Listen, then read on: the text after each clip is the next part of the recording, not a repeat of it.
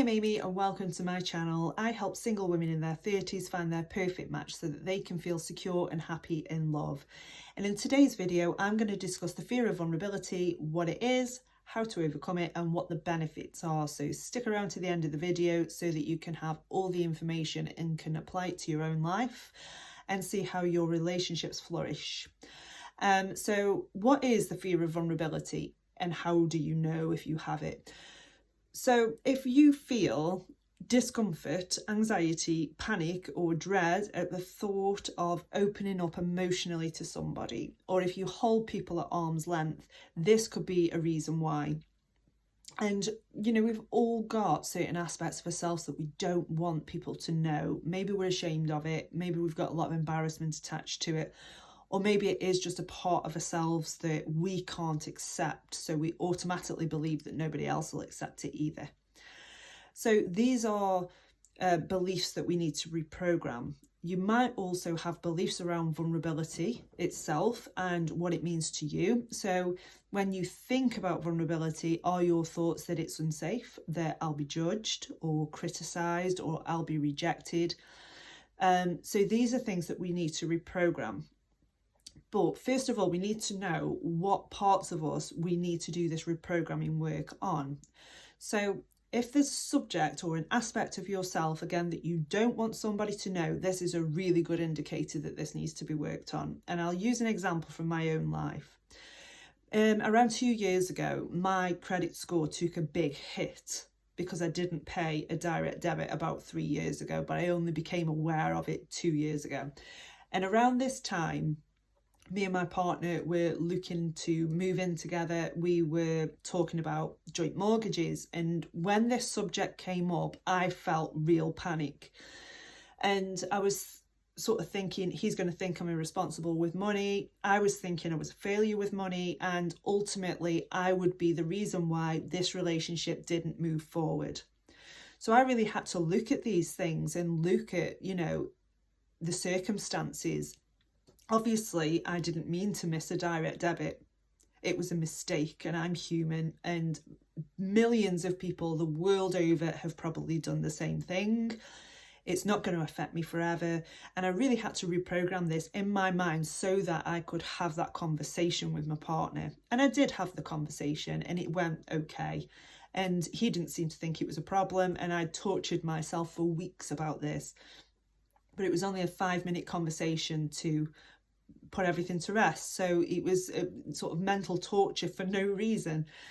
So the second thing to do is look at what your beliefs around vulnerability are. Are you a person that thinks, well, if I lay all my cards on the table, then that's going to be thrown back at me at a later date? Are you afraid of being rejected? Are you afraid of being judged or criticised? And again, these are things that need to be reprogrammed so that you can feel a degree of comfort in being vulnerable with somebody. The next step is doing it and actually going out and practicing vulnerability. And I'm not saying that you need to go out and disclose your deepest, darkest secrets to people. Start small. So maybe start with expressing a boundary or disclosing a need that you have in relationships, and practice doing that, because when you can start to see that when you are vulnerable, it's safe, you will feel more and more comfortable doing it. And the reason why vulnerability is so important, it's not just important, it's absolutely necessary if you want a relationship that's built on intimacy, trust, safety, and deep connection. Because when you know each other on a deeper level, warts and all, the relationship moves into the realms of unconditional love. And this is what is going to take you through the power struggle stage of a relationship to the bliss stage, where everything is much more stable, harmonious, and accepting. And ultimately, this is what we want. And this is what is actually on the other side of vulnerability. So a good reframe, if you're still struggling with your fear of vulnerability, is by reminding yourself that vulnerability does not equal weakness. Vulnerability is strength. because it actually takes an awful lot of bravery and courage to disclose things about yourself that you might not like and that you might not be proud of.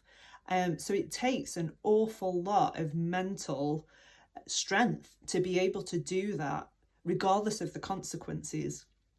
But what you will find is when you start to do that, your partner will probably start to do that as well. And the relationship then becomes a safe space for both of you. And this is how it will grow and it will flourish and it will deepen, which is ultimately what we want for a relationship that's going to stand the test of time. So vulnerability is strength. Just keep reminding yourself of that time and time again. When it comes up, remind yourself that vulnerability is strength, and celebrate your wins as well. When you have expressed a need or set a boundary with somebody, or if you've disclosed something that you wouldn't have done before, celebrate that as a win, regardless of what the consequences are, because this is what's going to take you forward in life in general, not just your relationships. Being vulnerable, yeah, it's uncomfortable, but it is worth it. So make sure that you keep reminding yourself of that whenever these feelings come up. So I hope this video has been helpful to you. Please subscribe to my channel for further hints and tips on this. And visit my website, which is amyjonescoaching.co.uk, and I will see you in the next video.